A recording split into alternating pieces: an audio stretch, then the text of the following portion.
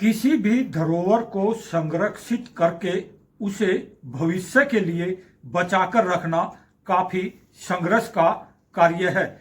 हमारे साथ यहाँ पर इंदिरा गांधी राष्ट्रीय कला केंद्र में वरिष्ठ अधिकारी यानी कि डॉक्टर अचल पांड्या संरक्षण विभाग में विभागाध्यक्ष है, उनसे बात कर लेते हैं। जिस तरह से अचल सर, काफी हमने सुना है, तो आपका प्रयास कितना सफल हुआ है?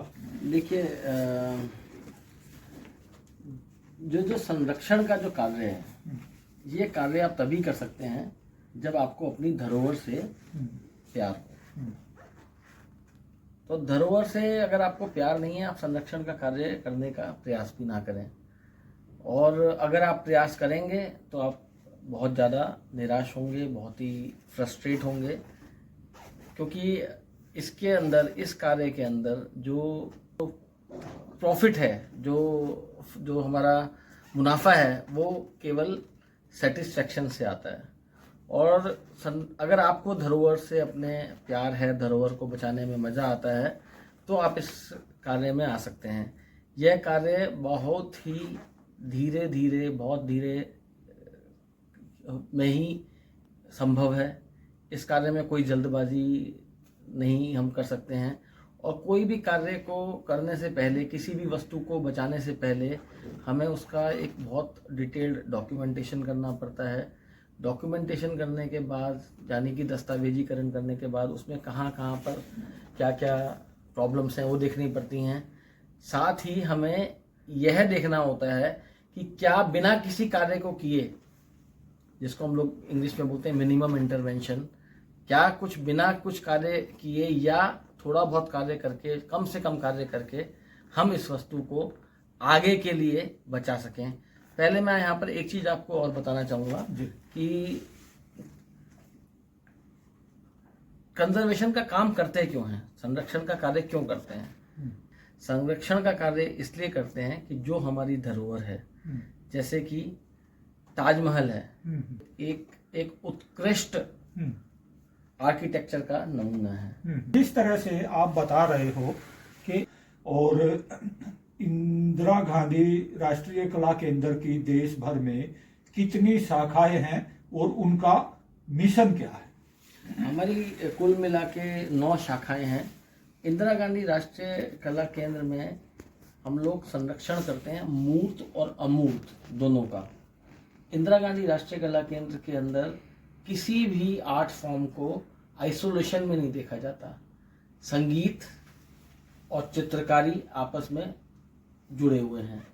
यही देखेंगे, हमारा जो लोगो है, उसमें कई सारे स्वास्तिक, 4 स्वास्तिक एक से मिलकर एक जुड़े हुए हैं। यह स्वास्तिक हमें वैसे बादामी केव से मिले, जो वहाँ पर हमारे पूर्वजों ने कभी उनको वहाँ पर तराशा होगा, उनसे उठाया। लेकिन ये जो 4 स्वास्तिक हैं, ये जो भारतीय कलाएं हैं, उन सबको मिला के देखने का प्रयास एक इंदिरा गांधी राष्ट्रीय कला केंद्र है।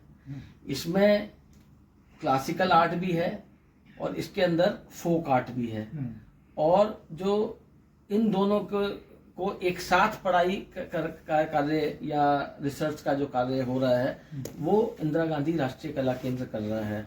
अब हम इन कार्यों को करने के लिए हमें कला वस्तुएं भी इकट्ठी करनी पड़ती हैं, और हमें जाके लोगों के रीति रिवाज, परफॉर्मिंग आर्ट्स, उनका भी दस्तावेजीकरण करना पड़ता है, क्योंकि तभी आप इन दोनों को मिला के आप देख सकते हैं। तो हमारे यहाँ पर जो हम लोगों ने कला वस्तुएं इकट्ठी करी हैं, उनका संरक्षण हम इंदिरा गांधी राष्ट्रीय कला केंद्र में करते हैं। जिस तरह से संरक्षण आप लगातार करते आ रहे हो, विषय यह भी महत्वपूर्ण है कि आपके विभाग के माध्यम से देश और दुनिया के स्तर पर जो काम हो रहा, जैसे आप यहाँ पे सेमिनार कराते हो और संबंधित जानकारी जो है लेते भी हो और देते भी हो, कितनी ताकत मिलती है ऐसे? देखिए, जो संरक्षण का जो कार्य है, जो मेरा है ना, मैं एक कंजर्वेटर हूँ टेंजिबल कल्चरल ऑब्जेक्ट्स का। तो जो हमारा कार्य है, उस कार्य का पहला कायदा या एथिक्स हम जो बोलते हैं वो यही है कि आप जो भी कार्य करें उसका अच्छे तरीके से दस्तावेजीकरण करें, और जो भी आप उसके अंदर कार्य कर रहे हैं उसका भी दस्तावेजीकरण करें। और कोई भी डिसीजन लेने से पहले अगर आप 4 या 5 लोगों से डिस्कस कर लें तो आपका कार्य एक अच्छा कार्य माना जाएगा। और यहाँ के एक ये हम लोग कंजर्वेशन को एक थैंकलेस जॉब भी इसलिए बोलते हैं क्योंकि हमारे कार्य करने से पहले और कार्य करने के बाद में देखने में बहुत ज़्यादा चीज़ों में फ़र्क नहीं आता, लेकिन अंदर से वो चीज़ें सुधर जाती हैं।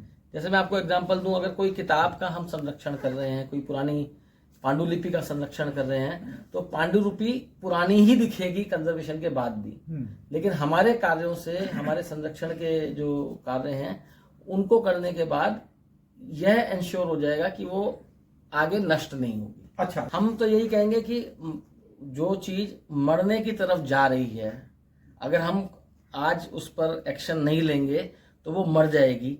तो हम उसका जो मरने की तरफ जाने का जो प्रोसेस है, हम उसको रोकने का कार्य करते हैं। इस तरीके से आर्ट ऑब्जेक्ट भी है, अगर उसके अंदर जो जो कमियां आई हैं, आप चाहें तो मैं उस कला वस्तु को बिल्कुल चमका भी सकता हूं, लेकिन चमकाना संरक्षण के जो एथिक्स हैं उसमें आता नहीं है। उसको हमें उसकी पुरानी जो पूरा जो उसकी वैल्यू है उसको हमें बरकरार रखना होता है। एक आखिरी सवाल और कर लेते हैं।